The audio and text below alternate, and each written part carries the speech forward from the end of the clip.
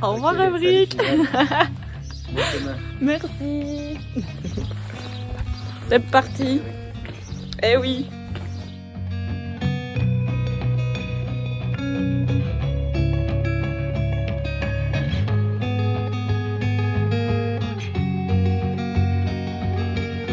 Salut les vagabonds, bienvenue dans cette nouvelle vidéo, j'espère que vous allez bien. On se retrouve aujourd'hui pour l'épisode 3 de mon aventure sur le chemin de Compostelle. Je suis de retour sur les chemins via la voie de Rocamadour, donc je fais cette petite variante que je n'avais pas encore fait et donc aujourd'hui c'est la suite de l'aventure.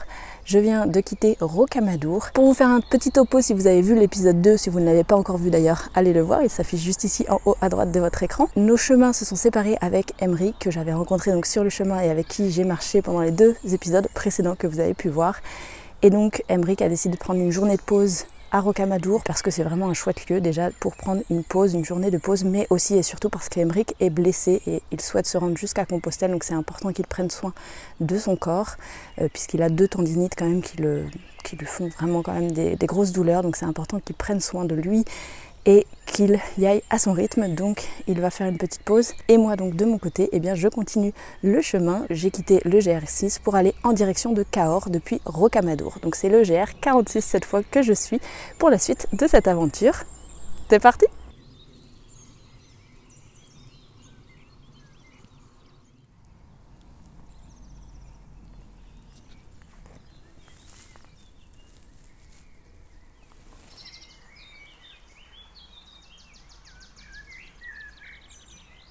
C'est à partir d'ici vraiment que je bifurque du GR6 pour prendre le GR46 depuis Rocamadour pour me rendre en direction de Cahors. Et donc la prochaine grosse étape c'est la Bastide.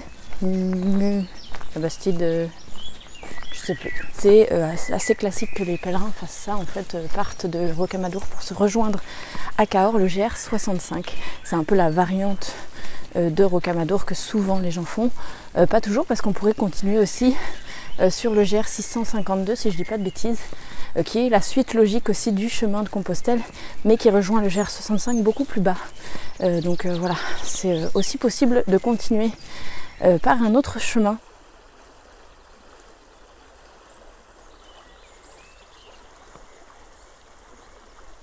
Et j'ai été prévenue, je m'attaque là donc à une grosse montée puisqu'il faut remonter de l'autre côté donc de Rocamadour sur le Causse à nouveau. Donc on a un bon 200 mètres je pense de dénivelé positif et de la montée droit devant de la montée. Heureusement ce matin c'est un petit peu couvert et je pense que la montée est peut-être à travers la forêt de ce que je vois. Donc ça reste à la fraîche et tant mieux. Donc ça va être voilà la grosse partie de ce matin et voilà.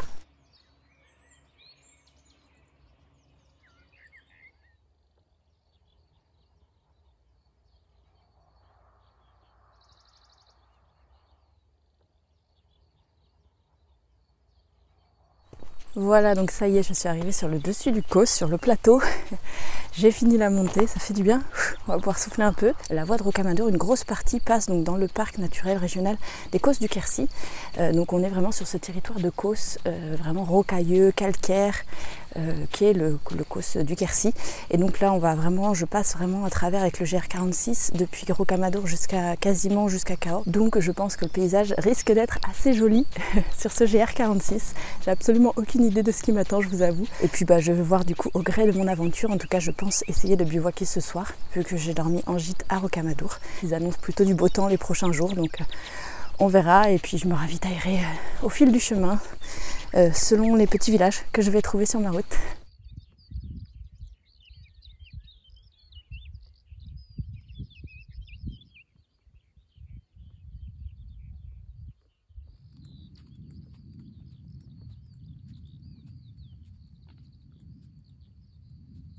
Je viens de m'arrêter sur le bord du chemin parce que je trouvais que ça commençait à frotter fortement sur mon pied, sur le talon de mon pied droit. Et je viens de me déchausser. Et du coup, je tombe sur ça. J'ai un gros trou dans la chaussette. Juste au niveau du talon. Et un début d'ampoule. Donc j'ai bien fait de m'arrêter. Je vais mettre un pansement seconde peau. Et j'espère que ça va le faire. Parce que j'ai pris que 2 paires de chaussettes. Et du coup, soit j'arrive à recoudre celle-là ce soir. À voir. Soit je marche plus qu'avec une paire, mais ça c'est chaud. Ou j'en trouve une ailleurs peut-être, on va voir. Bref, voilà, ça me fait rire parce que je me disais quand même, c'est bizarre que ça me frotte comme ça et j'enlève ma chaussure et là, boum, méga gros trou.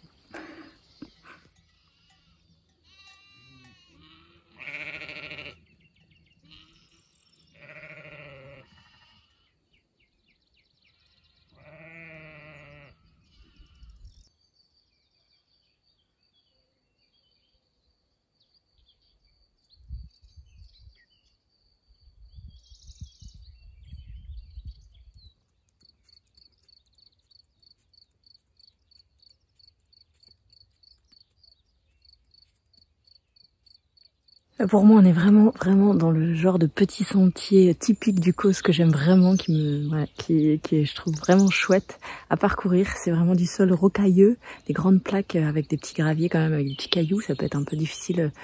Surtout je pense quand il a plu, quand c'est glissant, là ça va, c'est tout sec, heureusement. Et puis des murets de pierres sèches tout le long. C'est vraiment comme ça que sont délimitées les parcelles finalement de pâturage, des brebis hein, surtout. On a vu beaucoup de brebis sur la route. En plus c'est tout mignon parce qu'il y a les petits agneaux en ce moment dans les champs. Donc je sais pas pourquoi je dis petit, parce qu'un agneau par défaut c'est le bébé mouton, mais bon. Vous avez compris le truc, mais je sais pas, comme ils viennent de naître, peut-être qu'il faut que je qualifie que ce sont encore des bébés à mes yeux. Je pense que ça va être une très belle étape aujourd'hui. Je sais pas jusqu'où je vais, mais je sais qu'il va falloir que je me ravitaille en eau. Et le village le plus près où je vais pouvoir trouver de l'eau, c'est Montfaucon, qui est encore à une petite dizaine de kilomètres, je pense, sachant que j'en ai déjà fait 12 kilomètres.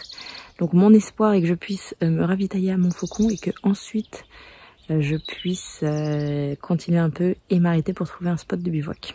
On verra, parce que bon, je veux pas faire une trop grosse étape non plus, parce que mes chaussures sont très rigides et me font quand même un peu mal aux pieds, plus cette histoire de petite début d'ampoule que j'ai au talon là à cause de ma chaussette. Donc je vais essayer de pas trop m'en imposer non plus. On va voir.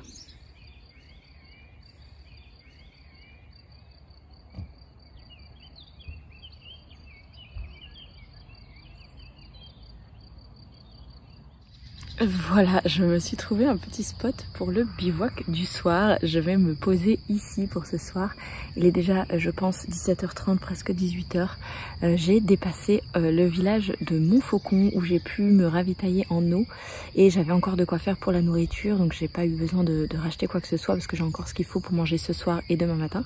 Et ensuite, eh bien, dans quelques kilomètres après Montfaucon, à 6 km si je dis pas de bêtises, il y a la Bastide-Murat qui est un peu plus grand et du coup où je pourrais aussi me ravitailler, où il y aura sûrement une épicerie. Donc voilà, j'ai trouvé vraiment un super spot. Je m'attendais pas à ça parce qu'il y a des, pour être 100% honnête, il y a des passages entre Montfaucon et la Bastide-Murat, c'est beaucoup de routes et il y a même un passage où on croise l'autoroute. Donc je pensais vraiment pas pouvoir trouver un petit spot un peu isolé, un peu caché dans les bois, et c'est plutôt très joli en fait l'endroit que j'ai trouvé. Donc je suis ravie de pouvoir passer la soirée ici et me poser, ça fait du bien. Surtout là j'ai ravitaillé en eau, j'ai fait le plein pour pouvoir bien être tranquille sur mon bivouac, cuisiner, même peut-être me faire un brin de toilette. Ouh, le luxe ce soir. Et voilà, je vais passer une petite soirée tranquille, je vais me coucher tôt, j'aime bien me lever avec le lever du jour en général quand je bivouac. Et je sais pas combien de kilomètres. Montfaucon, je crois, depuis Rocamadour, c'est 20 km à peu près. Donc ça doit peut-être faire 22 que je marche. C'est pas tant que ça, mais comme les jours précédents, j'en ai pas fait autant. Et puis comme mes pieds me font mal, je les sens. J'ai pas arrêté de faire. En fait, je marche bien, mais à chaque fois, je fais beaucoup de pauses pour que mes pieds puissent se reposer. Donc je m'arrête beaucoup. Donc voilà.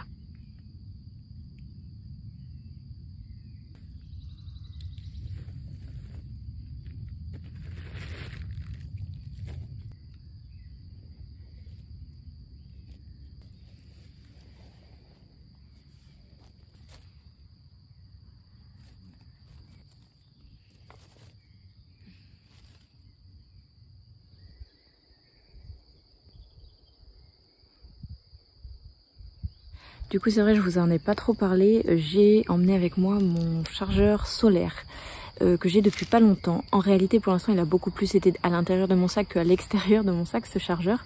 Je l'ai pris avec moi uniquement pour tester en fait sa capacité, voir si c'est suffisant pour moi pour être en autonomie ou pas. Mais jusque là, vu que j'ai fait quand même pas mal de gîtes, eh bien j'ai à chaque fois rechargé par précaution ma batterie nomade, ma batterie portable sur secteur, sur prise de courant. Donc je m'en suis pas tant servi que ça du panneau solaire.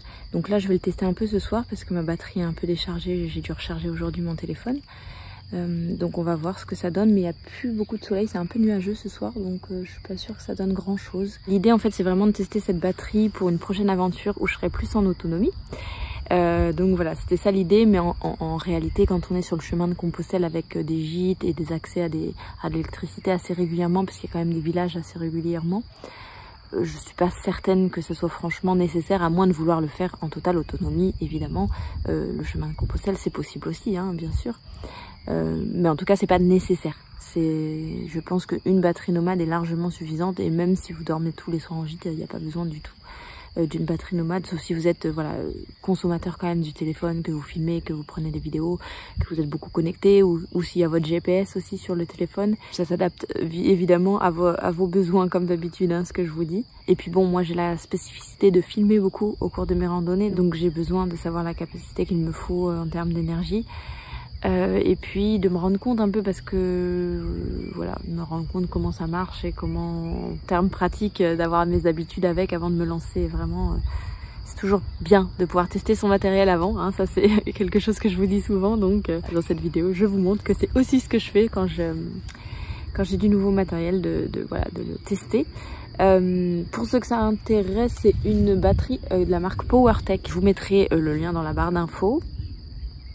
C'est une batterie 6 watts, donc c'est juste un panneau solaire tout simple, et je sais qu'elle fait 130 grammes puisque je l'ai pas pesé avant mon départ. Et avec les petits mousquetons, elle s'accroche du coup elle a 4 petits œillets pour l'accrocher sur le sac à dos, et il y a une sortie USB toute simple sur laquelle on peut brancher la batterie nomade, en fait, tout simplement.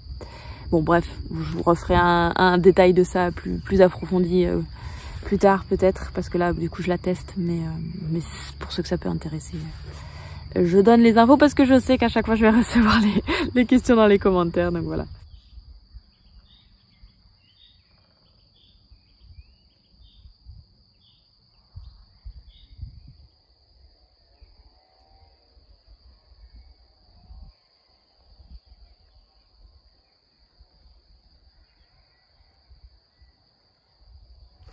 Et voilà, donc je viens d'installer le campement. Il n'y a plus qu'à sortir mon sac de couchage et gonfler mon matelas gonflable. Et puis après, ce sera l'heure de faire à manger tranquillement. Et puis de passer la soirée sous la tente. Alors par contre, le sol, il y a un truc, c'est qu'il n'est pas tout à fait plat. Donc j'ai un peu mis en biais mon matelas en espérant que je ne tombe pas trop dans la nuit. On verra ce que ça donne. En tout cas, je me suis inclinée de telle façon à ce que ce soit les pieds qui soient quand même un petit peu plus surélevés que l'inverse. Je préfère quand j'ai le choix. Et puis au pire, je glisserai au fond de la tente dans la nuit et je me remettrai.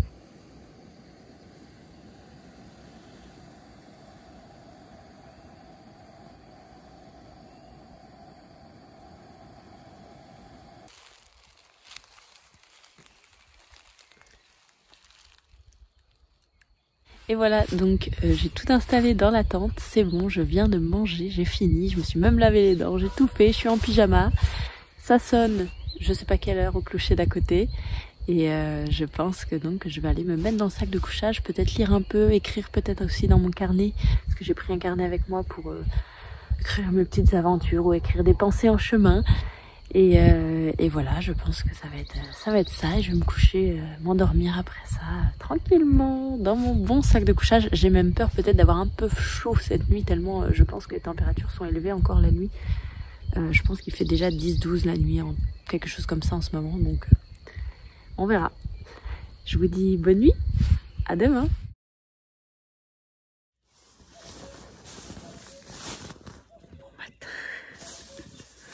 Puis en réveillant ce matin, j'ai ma copine la limace qui est venue. Elle est là, elle est montée tout en haut à l'intérieur de la tente.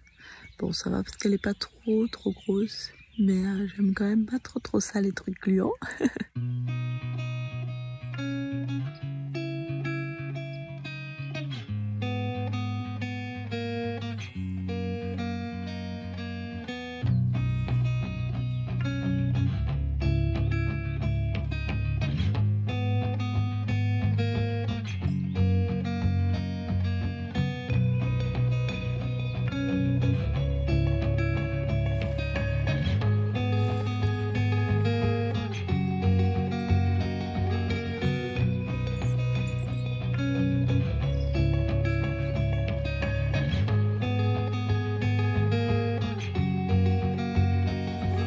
Et voilà, le campement est replié, tout est rangé dans mon sac, je suis prête à repartir. Je laisse absolument rien derrière moi évidemment, à part peut-être un petit peu d'herbe couchée. Je pense qu'on voit un peu d'herbe couchée, mais ça va être vraiment tout ce que je vais laisser après ma belle nuit de bivouac, et aussi toute ma gratitude quand même pour ce magnifique lieu qui m'a accueilli pour la nuit. Aujourd'hui je vais donc passer dans un premier temps à la Bastide-Murat, et ensuite je vais avancer jusqu'à... on verra où, je ne sais pas encore, je ne sais pas si je bivouac, je ne sais pas ce que je fais ce soir. Il fait gris ce matin, c'est couvert, mais je pense que ça va quand même se maintenir, pas plutôt vers la pluie, mais plutôt vers le soleil. C'est ce que j'avais vu en tout cas des prévisions météo de la semaine. On verra. T'es parti ?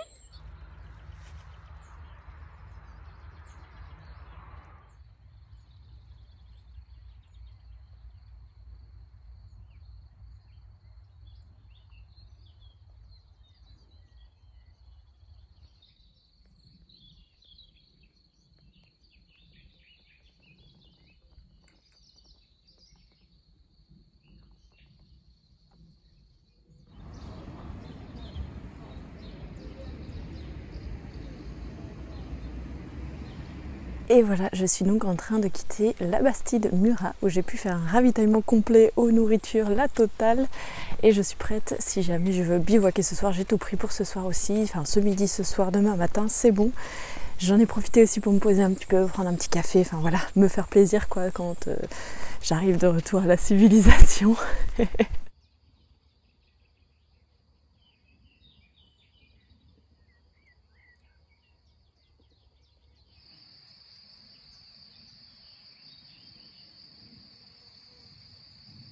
C'est vraiment trop beau de partir au printemps, c'est super verdoyant le chemin, et puis c'est plein de fleurs et de petits papillons aussi. Bon, quand il fait beau, hein, parce que comme on l'a vu dans le premier épisode de cette aventure, quand il pleut, c'est un peu moins sympa, mais ça fait partie du chemin aussi. Et c'est ce qui rend peut-être encore plus beau les passages comme ça, magnifiques avec le soleil. Et c'est vrai que sans la pluie, hein, comment est-ce qu'on pourrait apprécier le soleil ? Ouh, les grandes phrases philosophiques du jour, bonjour.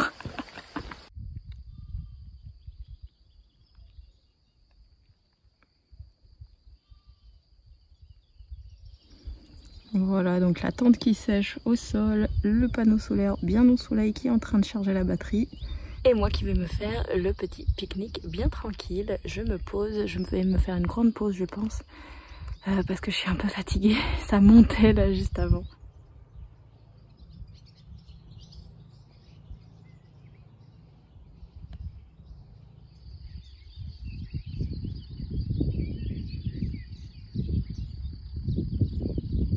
Voilà, donc j'ai dépassé le village de Kra et j'ai trouvé un petit abri pour pèlerins sur le bord du chemin. Donc je vais rester là pour la nuit et je vous dis à demain!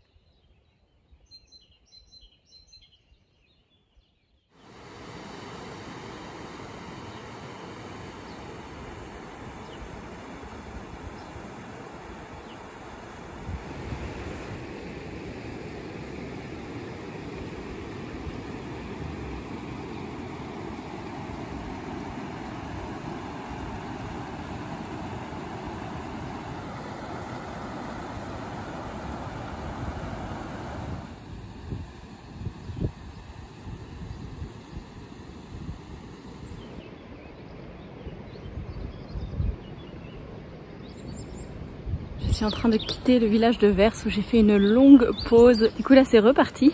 A priori il me reste une quinzaine de kilomètres jusque Cahors. Donc j'avance et je vais voir si j'arrive jusque Cahors ce soir. C'est un peu l'idée quand même. Parce que j'ai plus vraiment de provisions. J'ai pris de l'eau quand même, mais j'ai plus beaucoup de provisions pour ce soir. Donc l'idée ce serait d'arriver à Cahors en fin d'après-midi j'espère. On va voir.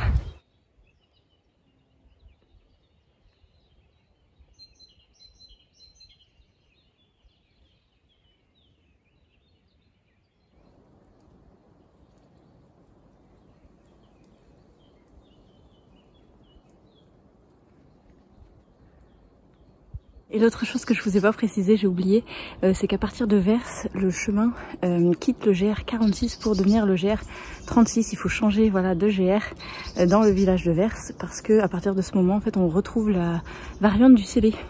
Du coup, les pèlerins qui ont choisi de faire la variante du Célé et ceux qui ont choisi de faire la variante de Rocamadour se rejoignent à Vers pour aller jusque Cahors. Et à Cahors, on retrouvera le GR 65, le chemin officiel de la voie du Puy-en-Velay. Voilà pour les petites informations techniques.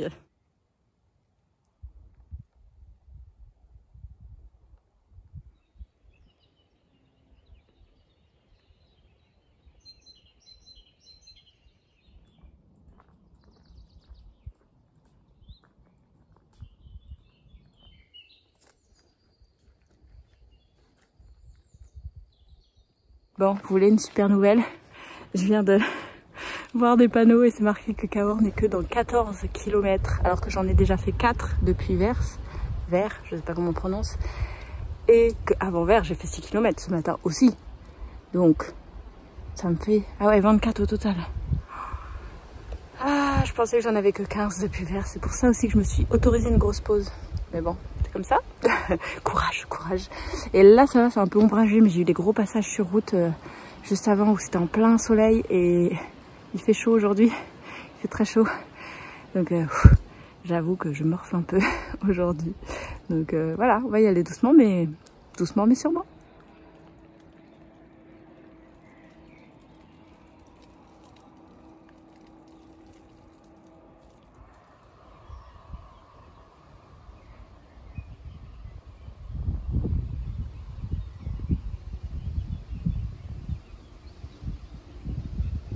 Et voilà, donc je suis arrivée sur le bord du Lot et normalement je vais longer le Lot jusqu'à Cahors parce qu'il y a une variante qui permet de longer vraiment le Lot et pas de remonter pour redescendre au niveau de Cahors, donc ça m'évitera une bonne grimpette parce qu'il fait quand même bien chaud, ça fait du bien d'être à côté du Lot, il y a un peu d'air frais et voilà, ça va être chouette.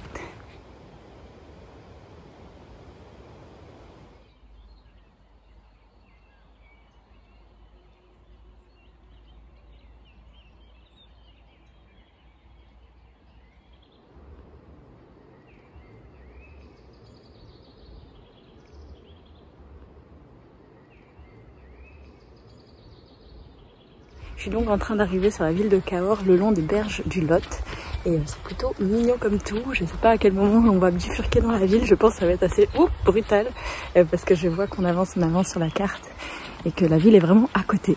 Donc alors qu'on se sent vraiment en immersion dans la nature là, dans ce petit cadre et c'est chouette en tout cas, c'est chouette d'arriver comme ça sur une ville, je trouve.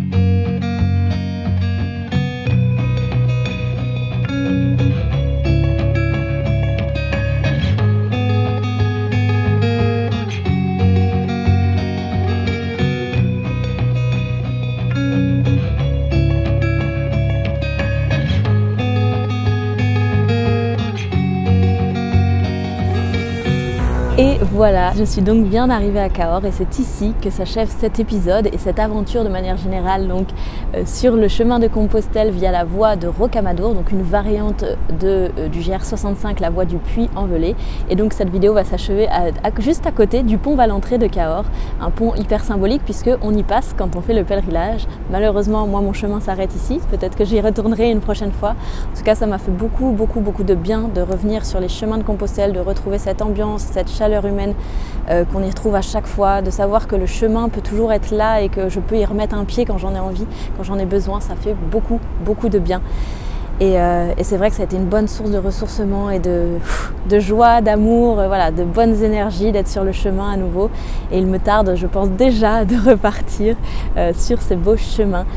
Si vous souhaitez voir l'intégralité des épisodes de cette aventure, elles sont disponibles sur ma chaîne YouTube, donc je vous invite à aller les voir. Et puis si vous avez aimé cette aventure, n'hésitez pas à mettre un gros pouce en l'air sous cette vidéo. N'hésitez pas aussi à vous abonner à la chaîne si vous voulez suivre mes prochaines aventures. C'est sur le bouton rouge juste en dessous, il suffit de cliquer sur s'abonner. Et puis n'hésitez pas aussi, si vous avez envie, de laisser un petit commentaire, de me dire si vous êtes aussi déjà parti sur cette voie de Rocamadour ou sur les chemins de Compostelle, ou si vous vous apprêtez à partir. En tout cas, encore une fois, je ne peux que vous encourager à vous lancer sur ce beau chemin. Et puis on se retrouve tout prochainement sur une vidéo où je vous présenterai le matériel de l'intégralité de mon sac à dos que j'avais sur cette aventure, donc de 8 jours de marche en randonnée et en bivouac sur le chemin de Compostelle. Et d'ici là, donc moi je vous fais plein de gros bisous et je vous dis à tout bientôt pour une prochaine vidéo. Ciao!